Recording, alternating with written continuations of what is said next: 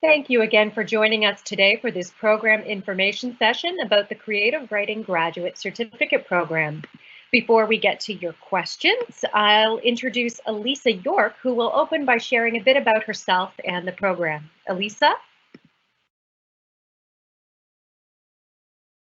Oh, Elisa, you're still on mute. Okay, hello everyone. Welcome and thank you so much for joining us. I am Elisa York. As Natalie says, I am the program coordinator for the Creative Writing Graduate Certificate. I've been with the Humber School for Writers since the fall of 2017.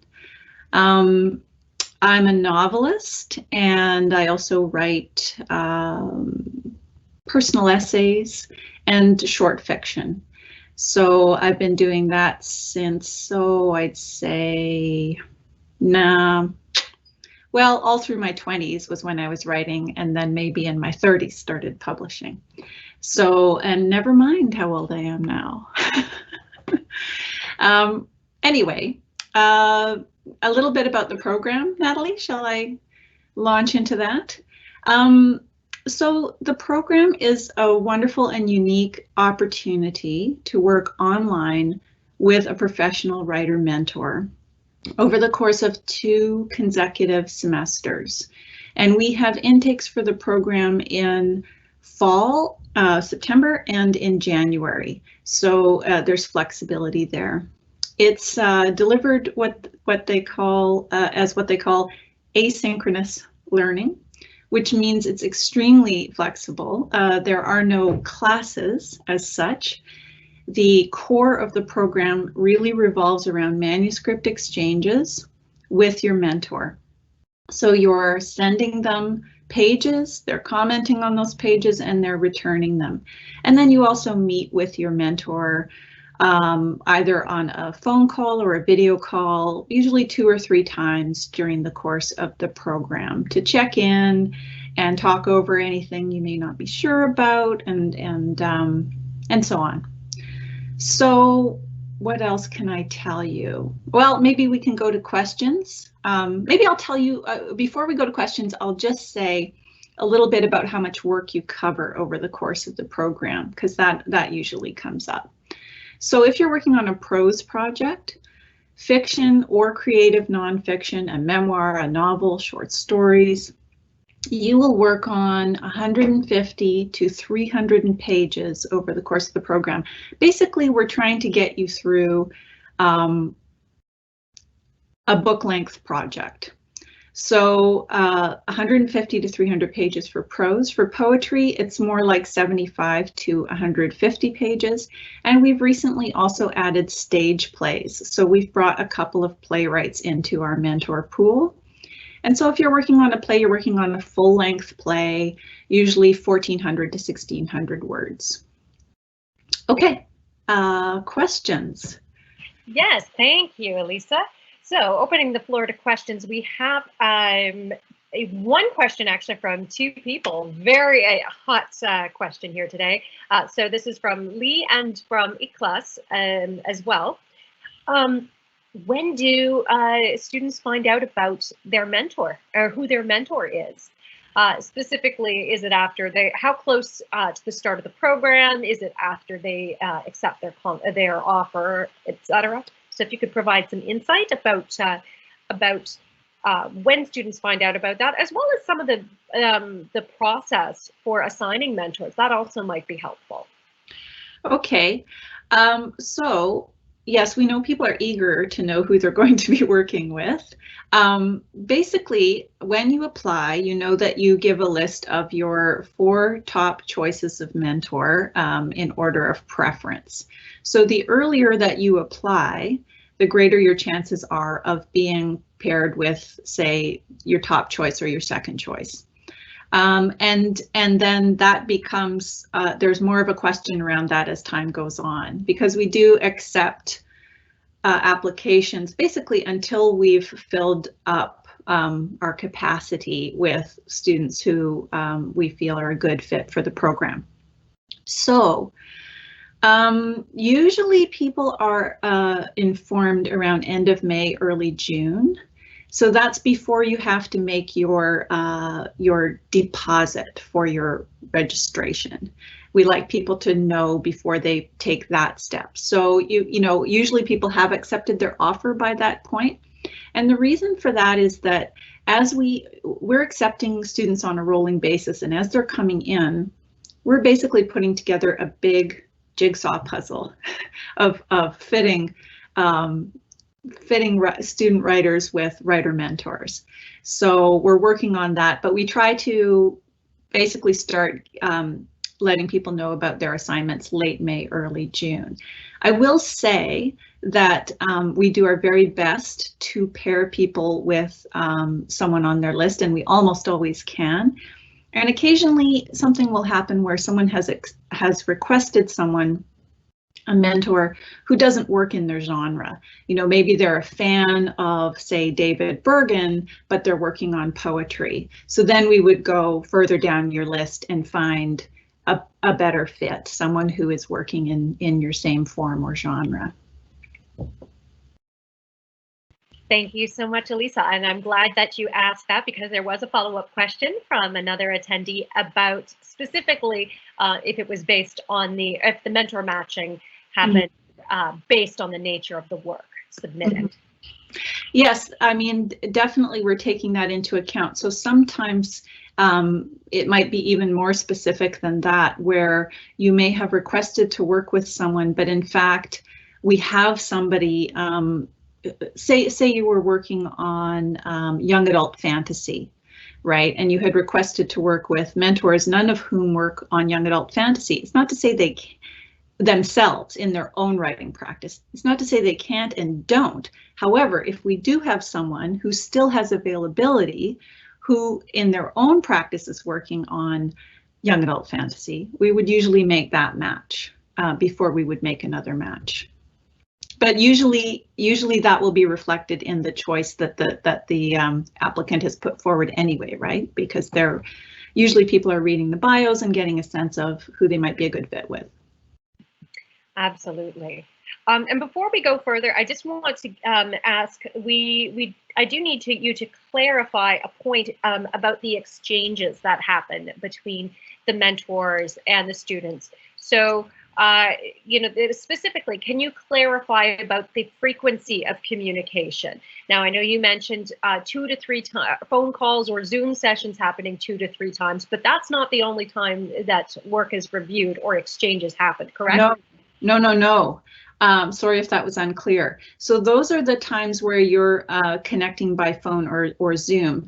But what is the main communication that is going on between the mentor and student are these manuscript exchanges by email. So basically you'll have an email cover letter, and you know, it might say, you know, here's the next chapter. I was having some trouble with dialogue here, whatever you might be looking for. And then you send them those pages. Approximately 20 pages is often around a good submission amount if you're working on prose, but you will work that out with your mentor. Everything is one of the great things about the program is that it's very flexible and it's focused on your manuscript, and each relationship between mentor and student is set up specifically between the two of you. So some people like to have deadlines, right? They want to know every 2 weeks I'm going to send this much. And so you can set that up with your mentor. And with other people, they just kind of keep the work coming. And the main thing is to keep up a steady exchange. So they're going to comment directly on the file that you send them, and they're also going to send you back substantive commentary usually. So, you know, broader comments on, say, for example, the structure of a chapter, and then also some things like, you know, not sure this line of dialogue's working, that kind of up close editorial commentary as well. Thank you so much, Elisa. I think that's definitely helpful. So for those of you who were asking for clarification, if you do require additional clarification, please do send a message and we can circle back to that again. So we do have a few questions about the application process. First of all, when is the writing sample due as part of the initial application process? I mean, as soon as you can get it in, because basically when your application is complete, that's when we start to review it. So the sooner we review your application, the sooner that the better chance you have of being paired with that mentor of top choice or second choice, or really as soon as you can get it ready. Now, people sometimes ask about that writing sample. So ideally, yes, if you're going to work on a novel in the program and you have a chapter from that novel, or the writing sample is up to 15 pages, you have 15 pages from that actual project, by all means, we would love to see that. However, if it's months ahead and you don't have something that you're ready to show from that project yet, feel free to send something from a similar form. So it's very difficult for us to judge your poetry if you send us prose, but if you send us a short story and you're going to be working on a novel, then that's fine. So basically something in the same form is ideal. Thank you so much, Elisa. So for those who are looking for the application form, where do they find that? How do they start the application process? So if you go to our web page, Humber, if you just put in, Humber College Creative Writing, and you get to the graduate certificate web page, you will see how to apply in a couple of places. You'll see it in icons along the side, and you'll also see it a little way down just in the text. And you just click on there and it takes you step by step through the process. And if you get snagged along the way and you really can't, something catches you up, feel free, you'll find my email on our webpage as well, and feel free to drop me a line and I can direct you. But basically it's a step-by-step process that you start through applying through Ontario College's website, and you'll get all of those steps will be there for you on our website. And we will also have your email address on screen at the very end today, and I will pop in the program URL into the chat here so people can open that directly if needed. Thanks. So the application form, you do have to start that on OCAS, and for those who are asking, that is on an online process. Now, we do know that there, of course, because we've talked about the writing sample, that has to be submitted through SlideRoom along with the work in progress form. Can you share whereabouts in SlideRoom that work in progress form is? It just does as part of the work in progress form is really just a few questions that you're asked through SlideRoom. So it's not something that you have to prepare ahead of time. You'll just, I think it's 4 questions. So that can be a little bit misleading because you're looking for the form. The form will be part of the SlideRoom process. And you will also upload your writing sample and your cover letter at that point. So to clarify, the work in progress form is not a PDF, it's just the questions that are in SlideRoom. That's right. Thank you. I think that's a really helpful clarification for those who are joining us today.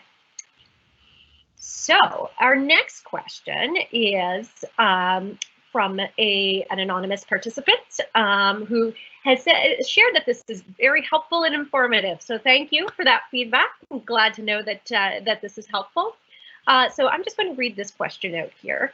I'm curious to know whether there's an aspect to this program that helps us understand what happens after a solid draft of a manuscript is completed and getting the book out there to publishers. Yes, so basically you can ask questions of your mentor about this, and mentors are happy to share experiences that they may have had. But what we've done in support of the mentor-student relationship is create basically a website on Blackboard, which is our learning management system. So each cohort that comes in, say you come in this coming fall, everyone who comes in this coming fall is part of the cohort on Blackboard. On Blackboard, you will have a discussion group with your peers. You will have an informal workshop with your peers. You will have announcements that are of interest, but also there are a great many resources there for you. So you'll find links to granting information, applying for grants. You'll find links to publishers, finding publishers, how to apply, how to submit to publishers, how to submit to journals, lists of agents, tips on pitching to agents, great many author interviews in all forms, video, audio, print. And then another big bonus there is that we also run a summer workshop every summer. It's been online last year and this coming year, but usually it's in person. And either way, we have professional panels and faculty craft talks that go on as part of that. And we video those and we offer those as part of the Blackboard offerings as well. So you will have professional panels there, such as, usually we do one, what do agents want? So we've brought in some professional agents and they're giving a presentation, but also just answering everybody's questions in the room, which are the questions that you will have. And we have those kind of updated every year. And then, you know, what are publishers looking for? And those kinds of panels as well are also available to our graduate students as well as our summer workshop students. Definitely a lovely bonus to have. Yeah, yeah. So our next question is from Julia, and I love this one because I think it speaks to one of the benefits of this program, but I'm getting ahead of myself. So you speak to the time commitment about the program. So as Julia points out, this is of course a full-time program, but students often maintain jobs and careers throughout. They do, and as I said from the top, that's one of the great benefits of the way that our program works. So you can, you know, maybe you don't have time to work during the weekday, but you can work in the evenings or you can work on the weekends or whenever you can find the time. It absolutely is a full-time program. It's an intensive program. You get a lot out of it. As I mentioned, the page counts. So you can see you're working on a book in the program. However, many, and probably, I don't know, I would guess even half of our students, you know, have careers, have jobs, have children, have whatever, and they're getting the work done. So one thing I would say is that our students come into the program at all different points in their project, right? So some come in and they've got a full book, they've got a full draft, and they're starting work on the second draft. That's a perfectly great way to come into the program. Some come in and they've got 2 chapters. Some come in and they've got half a poetry manuscript.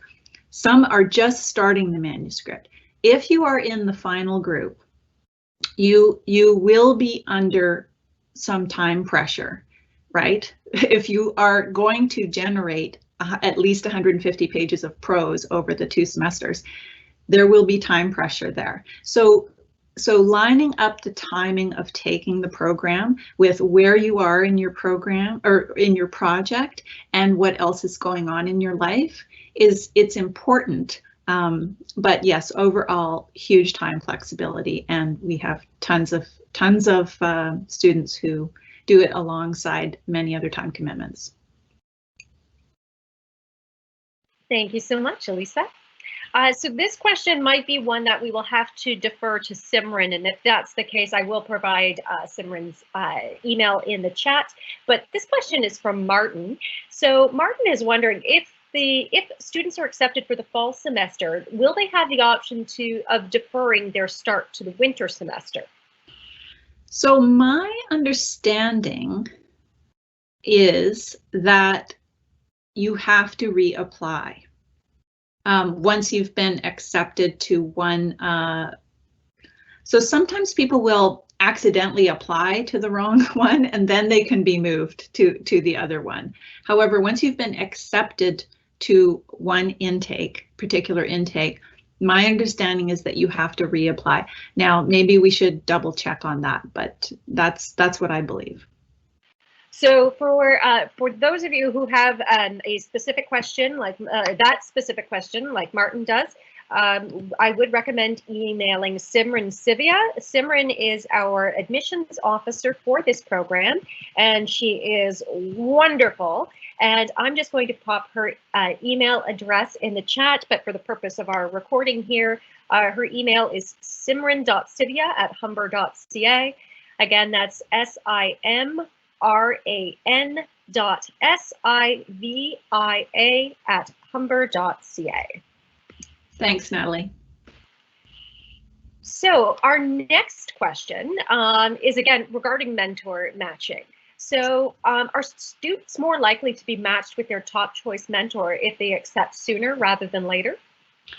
Yes, I would encourage you to accept your offer as soon as possible. I mean, basically, there are various steps along the way, and where you are in your steps along the way, we have a greater sense of who is coming into the program, right? So those who have been given offers, those who have accepted offers, those who have, you know, paid the registration deposit, those who have actually registered, it goes like that along the way. So yes, as soon as you can accept, and there's no reason not to accept your offer. So why not do it? Thank you, Elisa. So the next question is from Michelle. So Michelle, first of all, Michelle, yes, this is a full-time program. So Michelle is interested in the status of the program because of the eligibility for bursaries and awards. So yes, Michelle, it is a full-time program, and Elisa, you can speak to this. I know there are a few dedicated awards for this program specifically. Can you share a little bit more information about those? Yes, so it is considered full-time if you're applying for OSAP or bursaries or financial aid of any kind, and there are scholarships across the college as well. So there are specific creative writing scholarships, and then there are cross-college scholarships, some of which may apply to you. So what happens if you apply for scholarships, we have a new system that we're moving all the creative writing scholarships into. And it's called Blackbaud, not Blackboard, don't get confused. Anyway, you don't need to know what it's called. If you want to apply for scholarships, you'll be sent there and you'll be asked, you know, some questions, and then it'll match you up with all the things that you can possibly apply for. So it's all going to be centralized, and usually that process sort of happens August, I believe, if you're coming in September. Is that right, Natalie? Correct. So yeah. The process starts, it will usually come online at the end of September, or sorry, excuse me, at the end of August, and take you up to the beginning or end of September, beginning of October, depending when the window does actually open. But historically, it has been end of August. And as Elisa said, it's a central portal. You will log in, provide answers 3 short essay questions. They're the same essay question that everyone answers, because this program is also eligible for a number of general scholarships as well as the program-specific scholarships.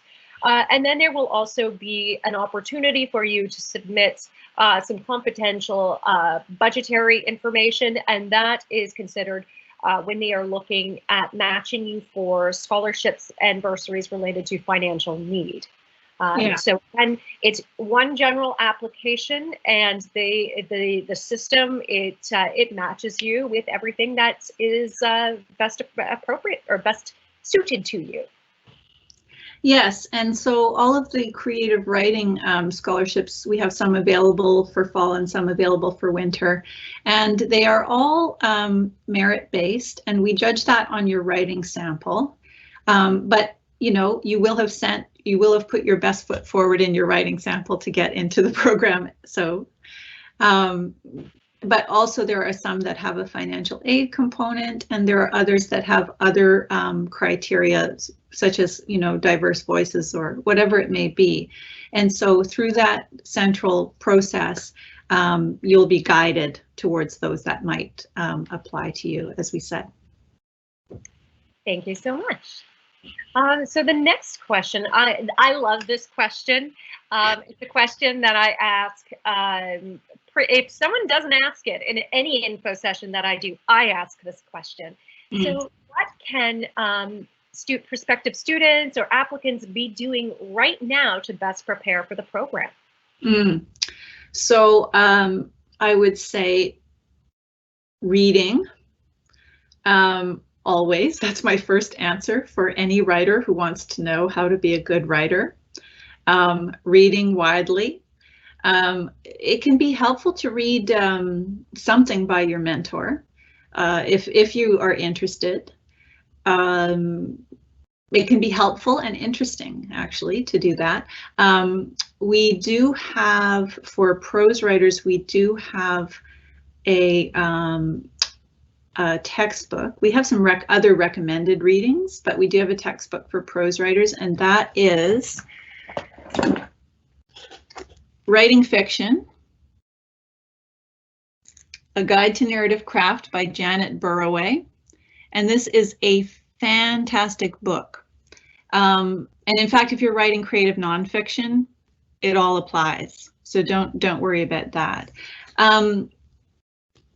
So you can get a head start on reading that book if you so desire. Now, some mentors will refer to that book directly and others will not, but we do have it as required reading for everyone who's working on prose.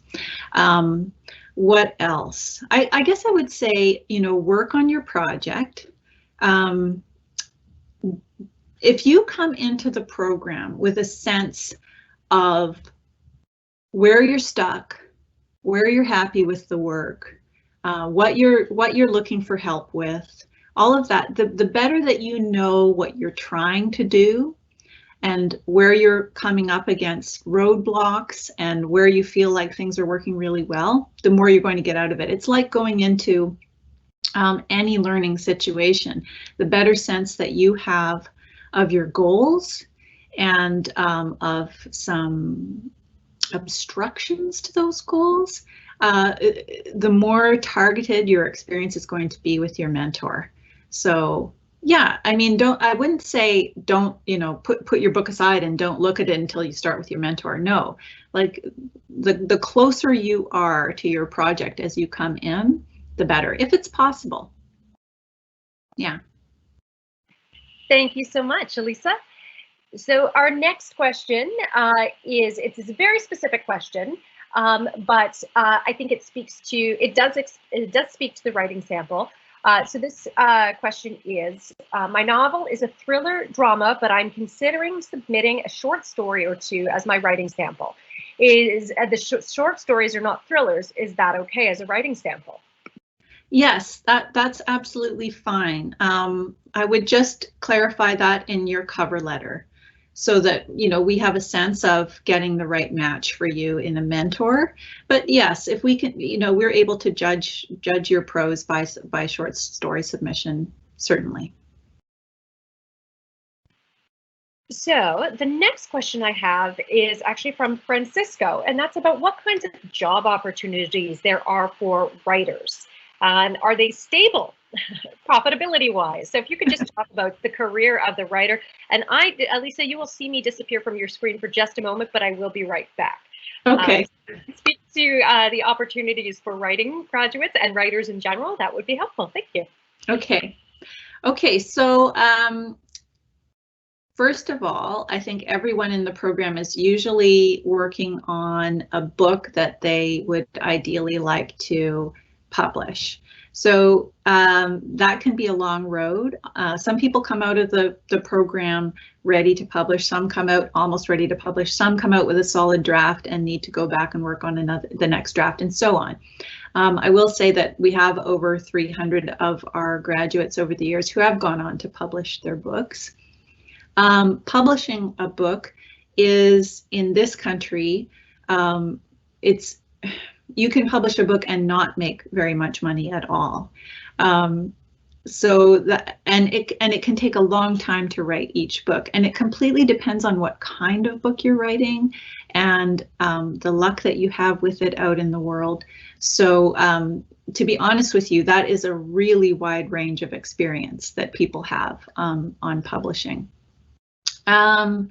Yes, so for example, if you're writing commercial fiction and it does well and you write a book a year, you can make a good living at that. If you write literary fiction and you write a book every 6 years and it's put out by a small press and it finds a loving readership, those are all wonderful things, but they are not things that give you a full-time income. So a great many writers have freelance careers, and they do the following, along with any number of other things. Work as professional writers, creating web content, working, working as freelance writers, working as in communications departments of governments and corporations and NGOs. All kinds of freelance options, writing for the net and for print and for TV and for any other media that you can think of. So writers have always had to be very nimble and responsive to the market, and that is very much the truth today. So I would say, what was the question? Is it a stable way to make a living? People do it because they love it. And there are a great many opportunities for writers. Writers are needed everywhere. So, but oftentimes, yeah, it requires, writing skills are the epitome of transferable skills. There is no corporation that doesn't need writers. There is no government office that doesn't need writers, and so on. So I think I've answered that question. Yeah, I was sitting there thinking, here.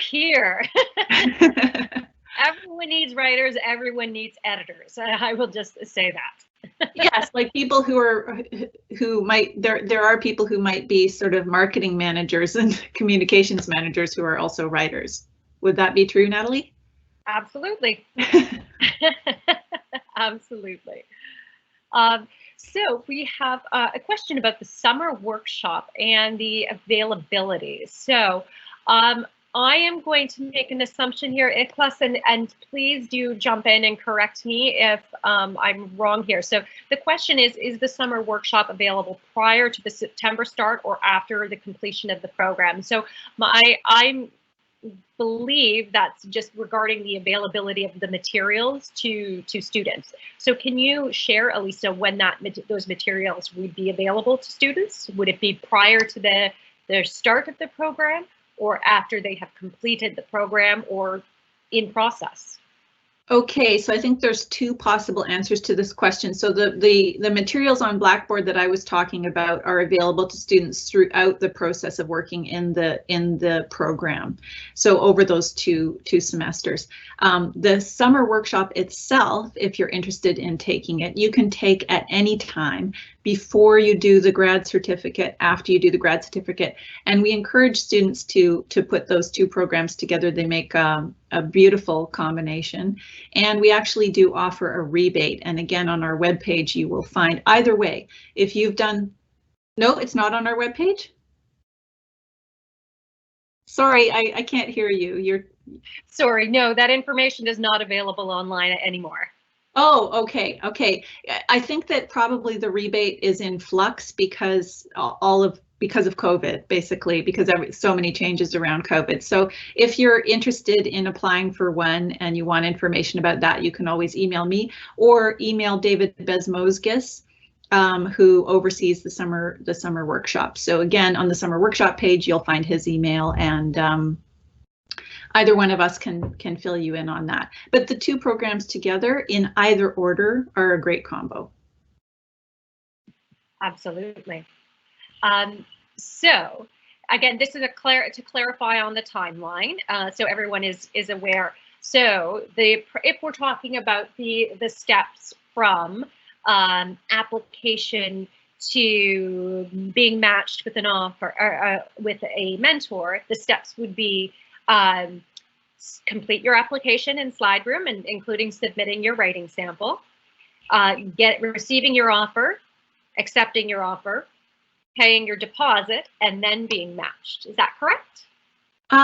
No, not usually. Quite often, those who have applied early on will find out about their match before the deadline to pay the deposit. That's what we aim for, is to let everybody know about their mentor match, those who have applied. Now, some apply after that deadline, and then, you know, it just goes from there. But for those who've applied before, we try to let everyone know before the deposit is due. Yeah, so I mean, when you get your offer, if you think you want to do it, just accept the offer, go ahead and take care of that step. And basically notifications of mentor assignments will be going out late May, early June. You can always send me an email if you really, you know, have to know for some reason, and then I can say, well, we can probably match you with so and so, but I can't guarantee at this point, because you never know what's going to happen. Sometimes what happens is a mentor has said, yes, I can take 6 students in the fall, and then they get, you know, something happens where they're commissioned to write a book, and they say, oh my gosh, I can only do 3 students, right? That's the kind of, because all of our mentors are working professional writers, we're always dealing with that kind of jigsaw puzzle. Once the assignments are made, it's very rare that we have to change them. Thank you, Elisa. So this next question is about the pathway to the University of Gloucestershire MA program. Can you discuss that a little bit? Provide, you know, what opportunities that provides for Humber students, and also what the benefit of having that pathway is, that established pathway is for students. Yes, that's a wonderful pathway. We're really happy to have set that up. And the students we've had who've gone through that, who've taken that pathway, have had I mean, I haven't heard anything but rave reports of their experience of, so basically, if you are accepted for what they call, I think it's advanced standing, basically, you come in at the beginning. It's a 2-year program there at Gloucestershire, and you come in at the 2nd year. So really, you will just be working on your thesis with them. And we actually have a link there from our page to their Q&A and FAQs and contacts for them that can tell you more about that. But basically, yeah, and information about the fees and everything like that can be found there. But basically, you come in with advanced standing. So one thing that's great about it is that you can do our program. Maybe you're not sure that you want to go on with a master's. You can do our program. You can work on your project with your mentor, and then you decide, yeah, I do want to go and do a master's. Well, you don't have to start over in some other master's program and start and do 2 more years. You can go right to 1 more year, and you'll have this master's from Gloucestershire. And as I say, nothing but good reports from our students who have gone on to do that. So then, just to clarify, because I know I didn't read the question exactly as it was written. So the benefit to Humber students is not that they are more likely to be accepted into the MA program. It's that if they are accepted, they receive advanced standing, correct? That's right. Yes. Thank you so much. So our next question, and I think this is another excellent question here. This is from ICLAS. So what is considered a successful completion of the program? If you complete those 150 to 300 pages, is it a pass? And if not, is it a fail? What if you write more than 300? Okay, so the course is graded what they call SAT-UNSAT, satisfactory, unsatisfactory. And what is considered a pass, we'll say if you're working on prose, is that you have completed at least 150 pages to the satisfaction of your mentor in light of the program learning outcomes. And the program learning outcomes is a list of what students are, every program has these, what students are expected to be able to do at the end of the program. And basically those are everything that you would expect from improving your writing in working on your manuscript. I could list them for you, but that's what they are. So, but what it actually comes down to on the ground is, did you complete the page count requirements to the satisfaction of your mentor? So it's their call whether it's satisfactory or unsatisfactory, but I'll tell you, if people are working, genuinely taking the feedback, applying it forward, and getting the pages in, then they're getting a satisfactory. And then for those students who really excel and really show promise, we issue what's called a letter of distinction. And that's not a credential. It's basically just some lovely icing on the cake, right? Where your mentor is saying, you've really got great potential as a writer. So, but otherwise it's sat unsat, it's pass fail. And I should just say that those numbers break down by semester. So there are 2 semesters. So if you have to do at least 150 pages over the course of the program, then you have to do 75 by the end of the first semester and 75 by the end of the second. And same with poetry, it breaks down half by semester. And that way we find people keep producing and keep the material coming in. And to be honest with you, that's when people make the most progress, is when they are keeping up that flow with the manuscript and they are applying forward the feedback that they receive. So say, for example, you get lots of great feedback from your mentor on dialogue, and you send in the next section and you haven't done any work on the dialogue based on the feedback you get. You're not making the progress that you make if you apply that, send it in, and then they can say, hey, great work on your dialogue. Let's tweak this and tweak that. And then you see your progress goes like this. So that's how you complete the program. Thank you, Elisa. And here is a question from Martin. And Martin, I hear you. I am also a slow writer. You were in good company. I know Alistair MacLeod was a slow writer, and he even wrote everything longhand. I don't know if you do that. I don't, because I couldn't read my penmanship half the time. But do you, Elisa, here, this question from Martin, do you have any advice about balancing efforts to send Martin's mentor manuscripts at a good pace versus taking that time to send the mentor the best drafts possible? Yes, I mean, what I will say is that, well, it is a balancing act. So you don't want to send your mentor something that's a mess, i.e. you haven't proofread it, right? Because if they're taken up saying, okay, spelling mistake here, etc., then they're not giving you the best benefit of their expertise. However, sometimes we run into the issue of people basically getting stuck because they're trying to get everything perfect before they show it to the mentor. And that's no good either. The mentor's work is to help you with a work in progress.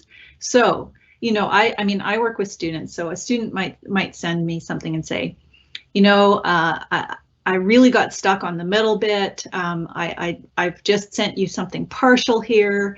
Any suggestions you have, or just to show you what I'm working on right now.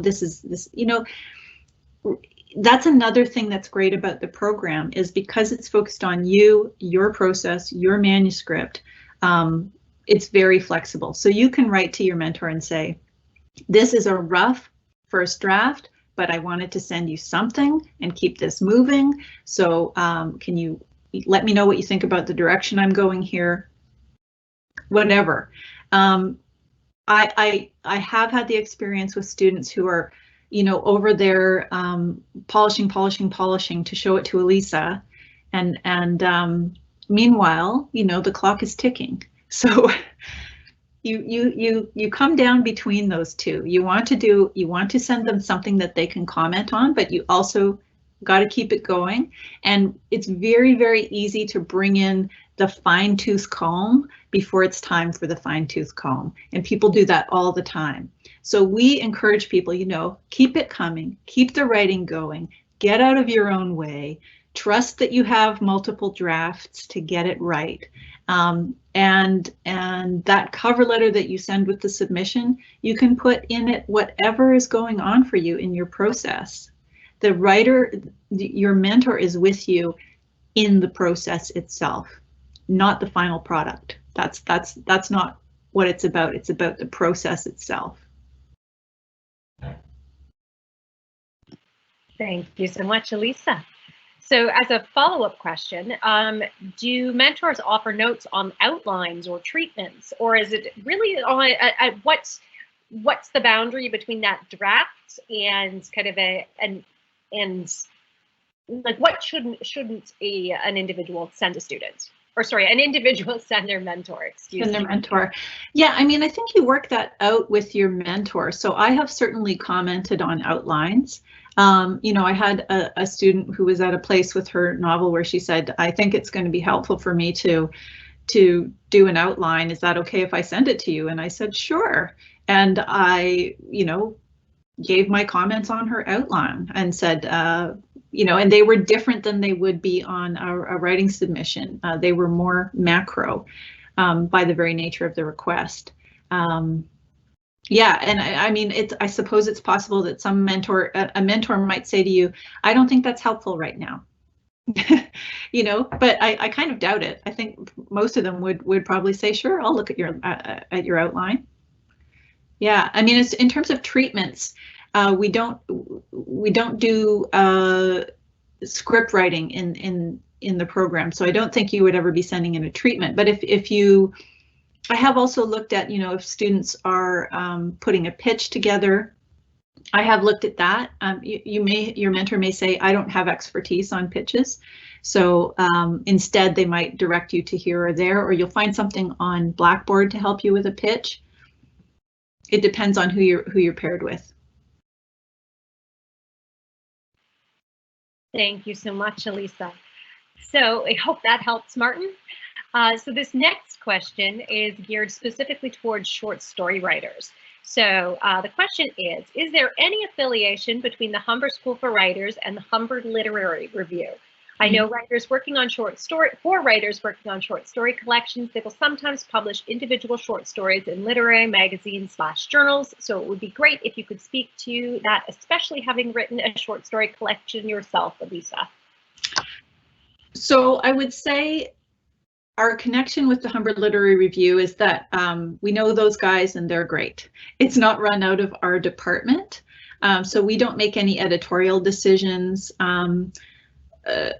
So for example, this morning, one of our alumni whose book has just come out wrote to say, my book has come out and we write congratulations and so on, but also do you have a contact for me to send it for potential review at the Humber Literary Review? Because it's great to get your book reviewed in journals and magazines as well. So absolutely, we set them up with a contact there to send their book to for a potential review. I would say that yes, if you're working on short stories, it's a great idea to be sending out to journals, online and print. There was a time when online publication didn't count as much as print publication. Those days are gone, of course. There are excellent opportunities, both print and online. And educate, that's another great thing that you can do. If you're working on short fiction or essays or poems, anything modular like that, educating yourself about journals, starting with Canada and moving out from there. Although, yeah, with online, I mean, you can go anywhere. We have lots of links about that sort of thing on our Blackboard site if you end up in the program. But you also, I mean, searching on it and see what's out there. And the way that you do it is you learn what they are interested in by reading them. and you start to like one or two of them a lot.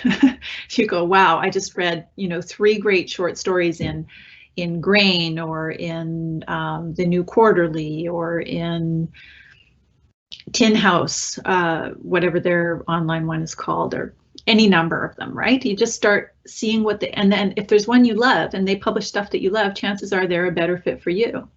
Rather than just scattershot to everybody, that can take up an awful lot of time and energy, when it's better to take the time to educate yourself. And along the way, guess what? You'll be reading. Remember I said how great it is to read? So yeah, learning about journals is a great idea. Hear, hear. Repeat the name of the book. I just saw that question. Yes, thank you, Elisa.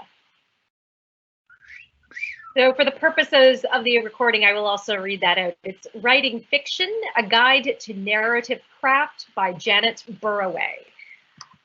So that, Elisa, where can folks buy that?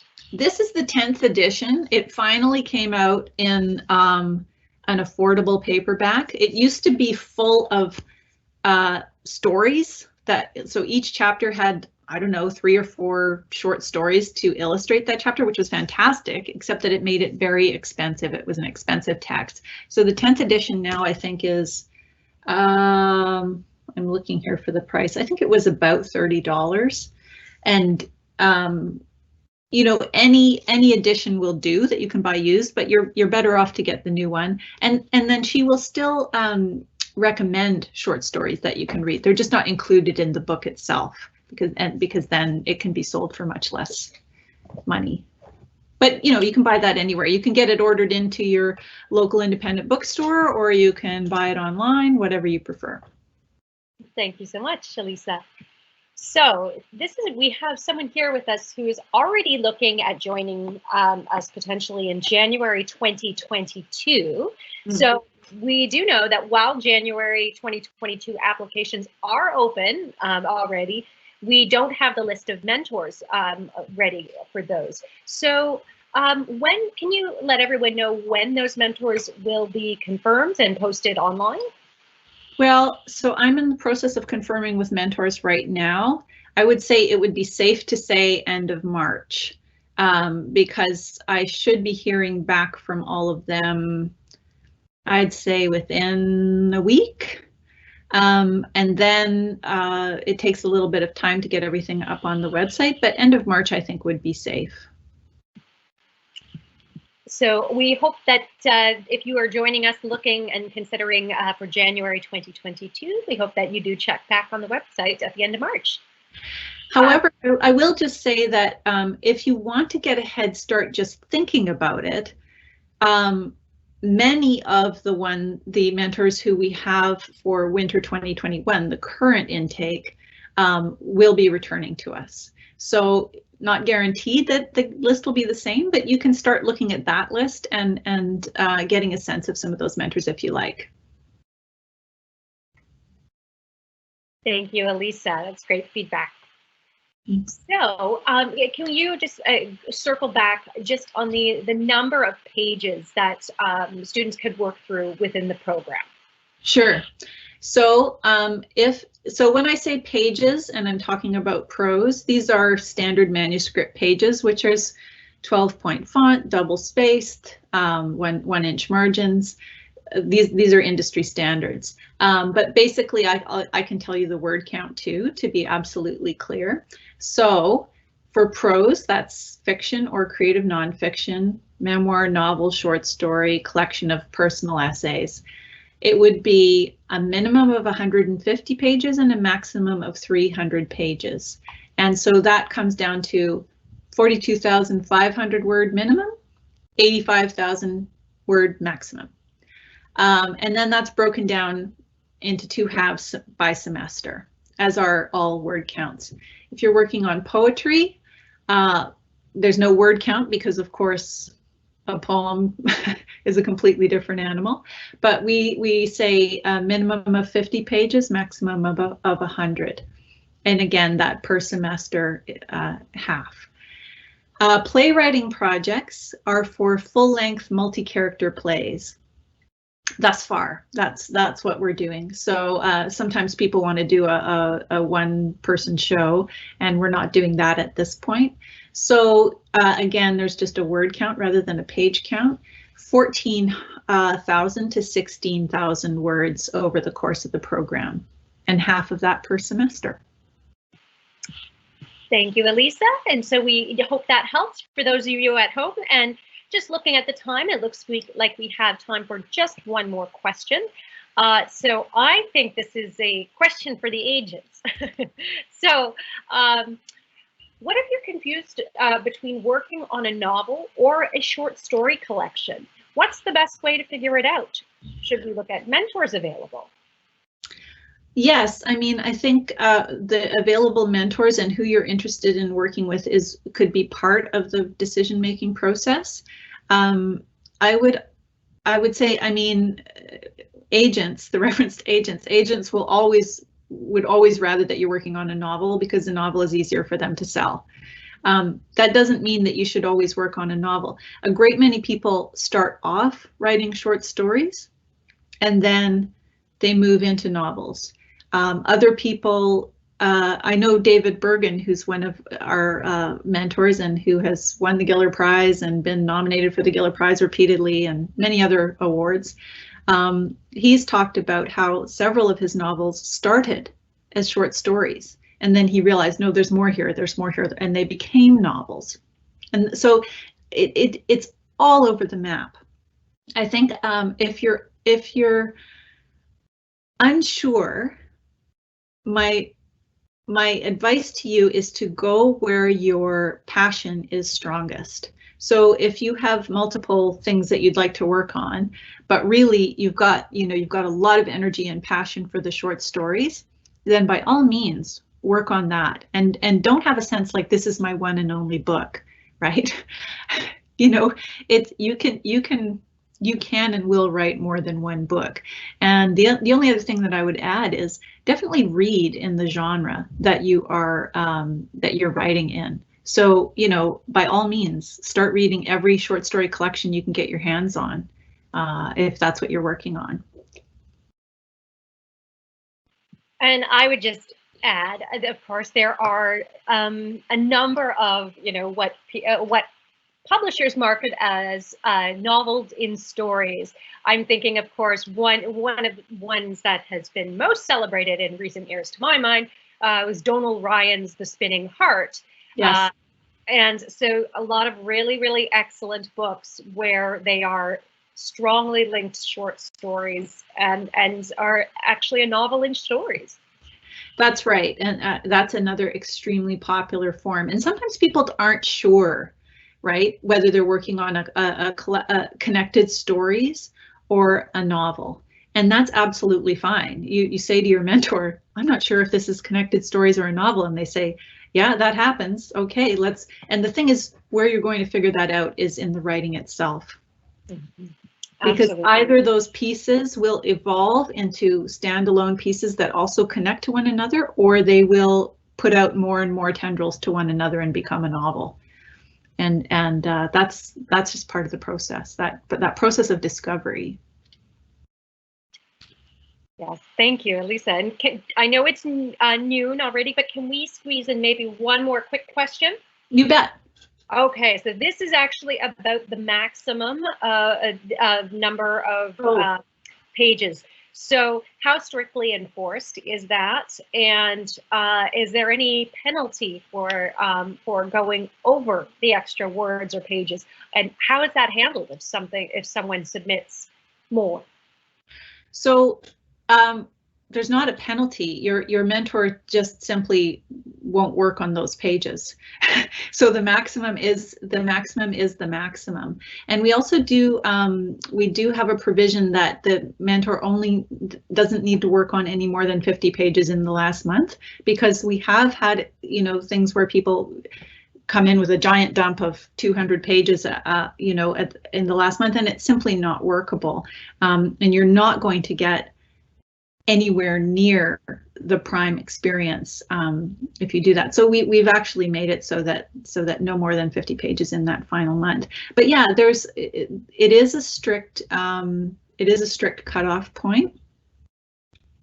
So if you have more than 300 pages, you will get feedback on 300 pages. But believe me, that feedback is applicable. So I mean, if you're learning how to make your dialogue better, if you're learning how to think about structure, if you're learning how to comb out the excess words that you don't need, you know, whatever you're learning it for your whole practice as well as for your manuscript. I think that's a great point. And something I know that some students have done over the years is they've been strategic about what they want to focus on with their mentor, whether it's a beginning or ending, or they know the middle needs to be tightened. That's right. Absolutely. You can make those choices. And I will say, we have students come back for a second round. That happens all the time. Now, they may be working on the same book, another draft of the same book, another book years later. They may work with the same mentor, they may work with a different mentor, whatever works for you. But that option is there too. Well, thank you so much, Elisa, and thank you for all of you at home who have joined us today. That is unfortunately all of the time we have for today. So if we didn't get a chance to answer your question, or you think of something afterwards, please do email Elisa York directly at elisa.york@humber.ca. Her email address is up on our end screen for you if you'd like to grab a pen.